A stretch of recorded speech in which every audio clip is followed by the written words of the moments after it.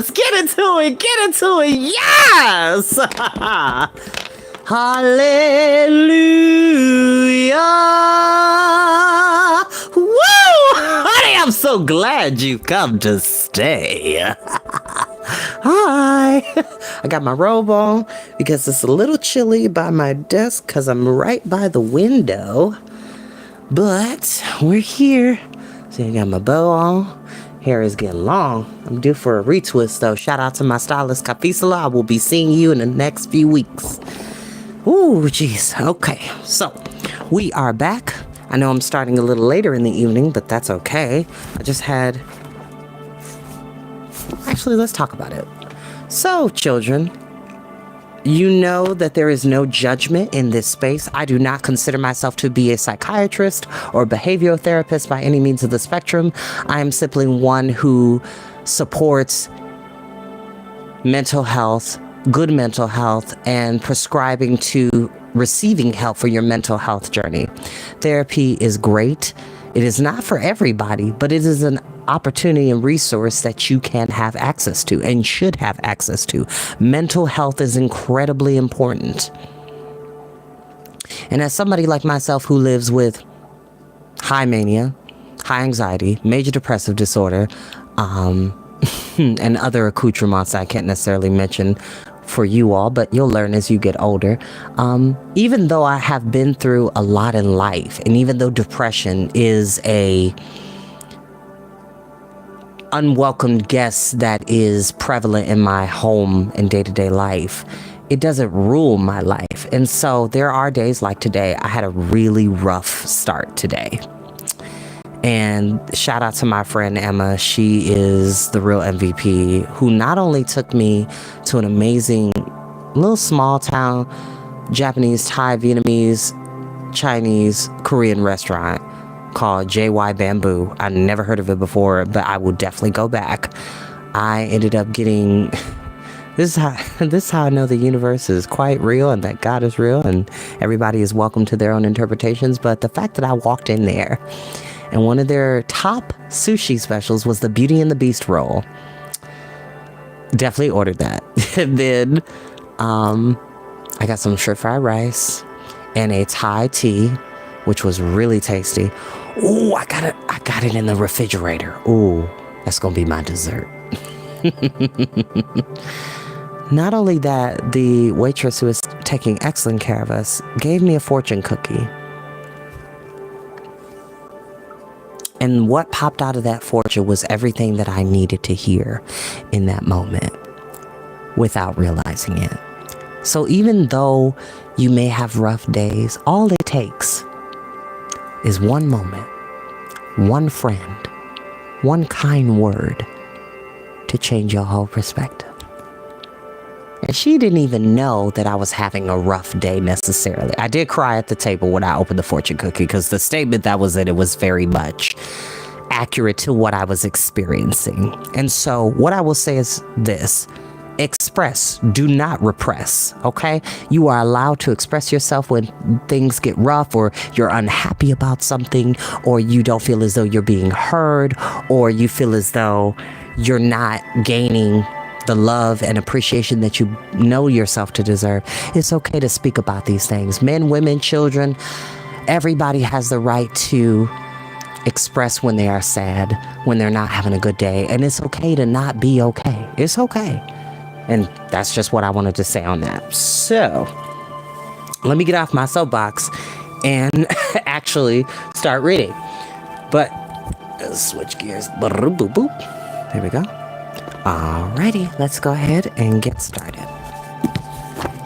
And now the Baudelaires have been kicked out of the colony on the island, and they're on the coastal shelf with Kit Snicket and Count Olaf.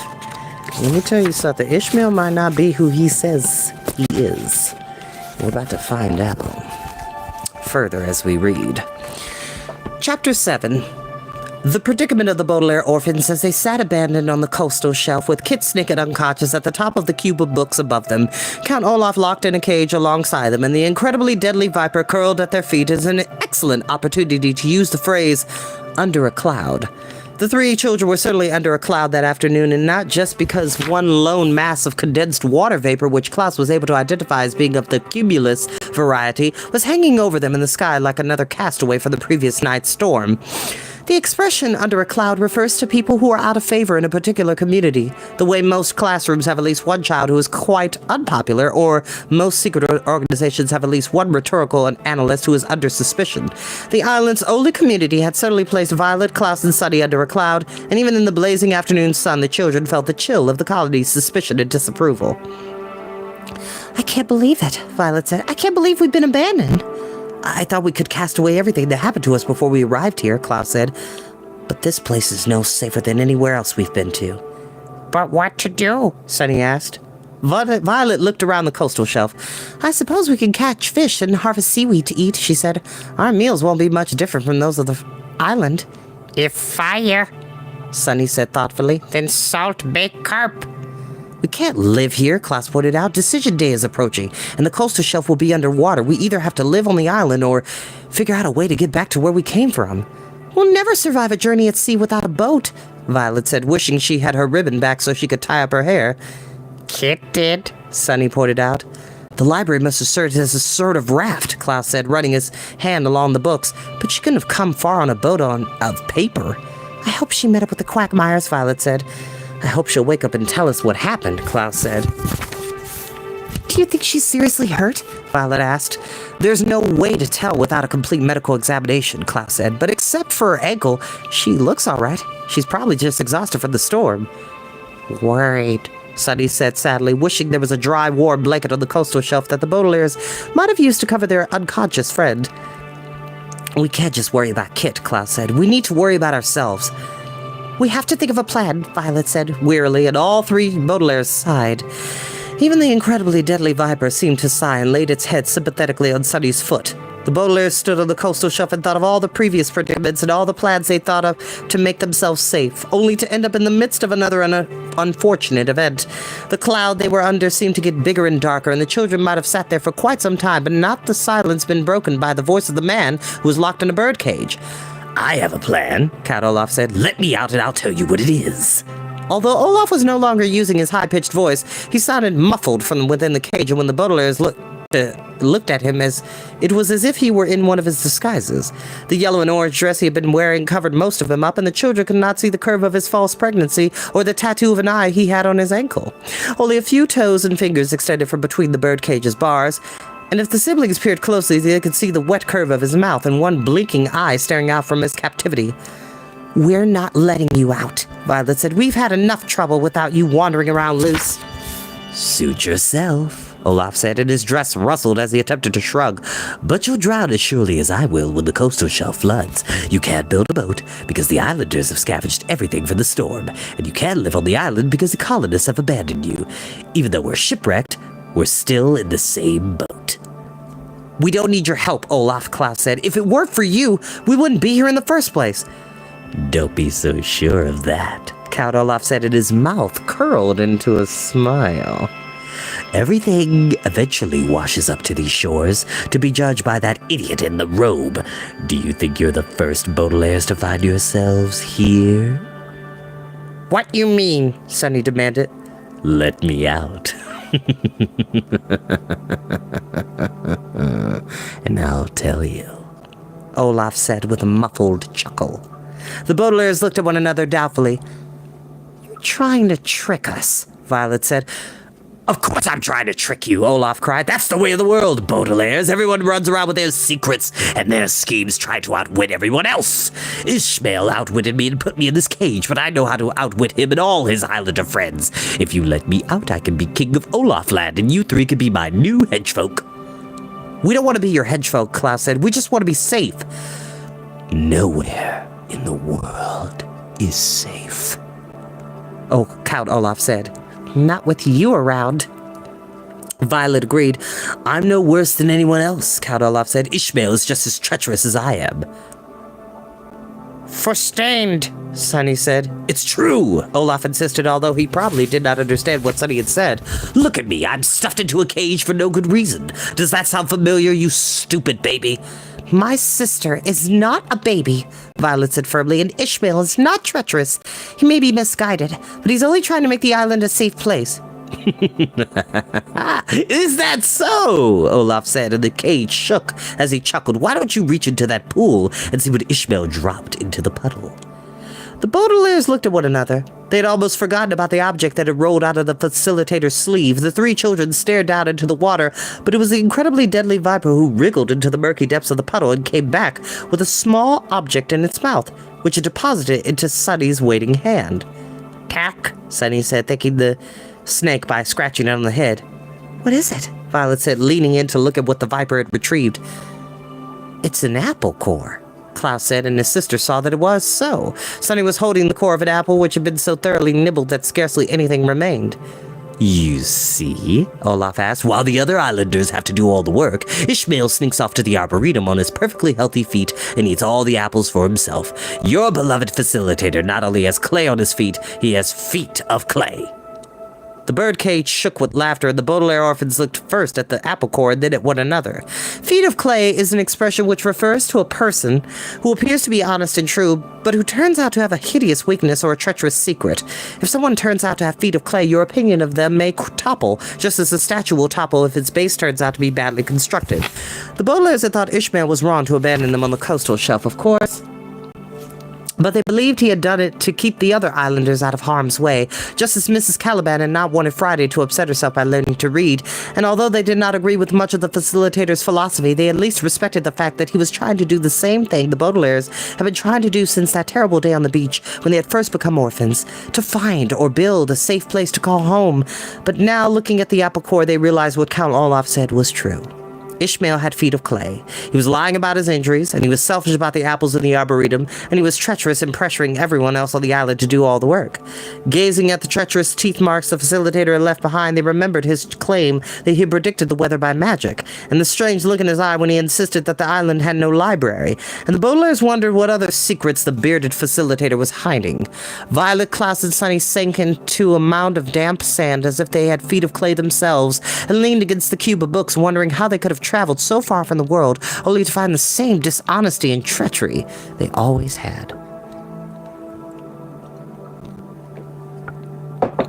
What is your plan? Violet asked Count Olaf after a long silence. Let me out of this cage, Olaf said, and I'll tell you. Tell us first, Klaus said, and perhaps we'll let you out. Let me out first, Olaf insisted. Tell us first, Sonny insisted just as firmly. I can argue with you all day, the villain growled. Let me out, I tell you, or I'll take my plan to my grave. We can think of a plan without you, Violet said, hoping she sounded more confident than she felt. We've managed to escape plenty of difficult situations without your help. I have the only weapon that can threaten Ishmael and his supporters, Count Olaf said. The harpoon gun? Klaus said. Amoros took that away. Not the harpoon gun, you scholarly moron, Count Olaf said contemptuously, a word which here means while trying to scratch his nose within the confines of the birdcage. I'm talking about the medusoid mycelium. Fungus, Sonny cried. Her siblings gasped, and even the incredibly deadly viper looked astonished in its reptilian way as the villain told them what may have already guessed. I'm not really pregnant, he confessed with a caged grin. The diving helmet containing the spores of the medusoid mycelium is hidden in this dress I'm wearing. If you let me out, I can threaten the entire colony with this deadly mushrooms. All those robed fools will be my slaves. What if they refuse? Violet asked. Then I'll smash the helmet open, Olaf crowed, and this whole island will be destroyed. But we'll be destroyed too, Klaus said. The spores will infect us the same as everyone else. Yom Hashao, Sonny said, which meant never again. The youngest Baudelaire had already been infected by the medusoid mycelium not long ago, and the children did not like to think about what would have happened if they hadn't found some wasabi to dilute the poison. We'll escape on the outrigger, you fool, Olaf said. The island imbeciles have been building it all year. It's perfect for leaving this place behind and heading back to where the action is. Maybe they'll just let us leave, Violet said. Friday said that anyone who wishes to leave the colony can climb aboard the outrigger on decision day. That little girl hasn't been here that long, sneered Count Olaf, so she believes Ishmael lets people do whatever they want. Don't be dumb as she is, orphans. Klaus wished desperately that his commonplace book was open in his lap so he could take notes instead of on the far side of the island with all the other forbidden items. How do you know so much about this place, Olaf? He demanded. You've only been here a few days, just like us. Just like you, the villain repeated mockingly, and the cage shook with laughter again.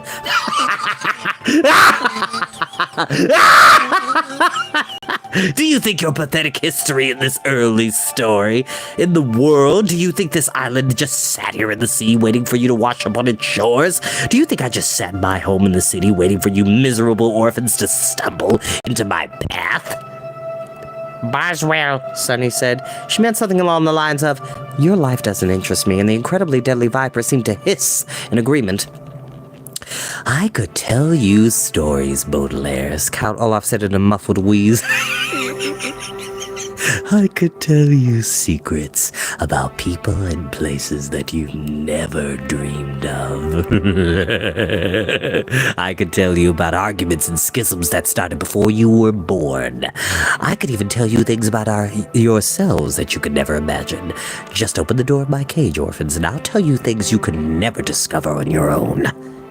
The Baudelaires looked at one another and shuddered. Even in broad daylight, trapped in a cage, Count Olaf was still frightening. It was as if there was something villainous that could threaten them, even if it were locked up tight, far away from the rest of the world. The three siblings had always been curious children. Violet had been eager to unlock the secrets of the mechanical world with her inventing mind since the first pair of pliers had been placed in her crib. Klaus had been keen to read everything he got his hands on since the alphabet was first printed on the wall of his bedroom by a visitor to the Baudelaire home, and Sunny was always exploring the universe through her mouth, first by biting anything that interested her, and later by tasting foods carefully in order to improve her cooking skills. Curiosity was one of the Baudelaire's most important customs, and one might think that they would be very curious indeed to hear more about the mysteries the villain had mentioned, But there is something very, very sinister about Count Olaf's words. Listening to him talk felt like standing on the edge of a deep well or walking on a high cliff in the dead of night, or listening to a strange rustling sound outside your bedroom window, knowing that at any moment something dangerous and enormous could happen. It made the Baudelaires think of the terrible question mark on the radar screen of the Queequeg, a secret so gigantic and important that it could not fit in the hearts or minds, something that had been hidden their entire lives and might destroy their entire lives once it was revealed. It was not a secret the Baudelaire orphans wanted to hear from Count Olaf or for anyone else, and although it felt like a secret that could not be avoided, the children wanted to avoid it anyway, and without another word to the man in the cage, the three children stood up and walked around the cube of books until they were at the far end where Olaf and his birdcage could not be seen. Then in silence, the three siblings sat back down, leaned against the strange raft, and stared out at the flat horizon of the sea, trying not to think about what Olaf had said. Occasionally, they took sips of coconut cordial from the seashells that hung from their waists, hoping that the strong, strange drink would distract them from the strong, strange thoughts in their heads. All afternoon until the sun set on the rippling horizon of the sea, the Baudelaire orphans sat and sipped and wondered if they dared learn what lay at the heart of their sad lives, when every secret, every mystery, and every unfortunate event had been peeled away. And that is where we will end for tonight. Oh, I love a good mystery. One of these days, I'll definitely read a Sherlock Holmes mystery by the great Sir Arthur Conan Doyle, who's one of my favorite authors of all time. Yes, I was reading Sherlock Holmes stories when I was a kid very frequently, a lot of those different cases, and listening to the radio show with Basil Rathbone and Nigel Bruce, and then later with Tom Conway and the one with John Stanley. Yes, I'm a huge nerd. I can't help that. And neither should you. It's great to be a nerd. It's wonderful. If you have a zest for life and eccentricities about things that you love, this is the space to be. Now, with all that being said, I will see you next time. Bye, lovelies. Have a great night.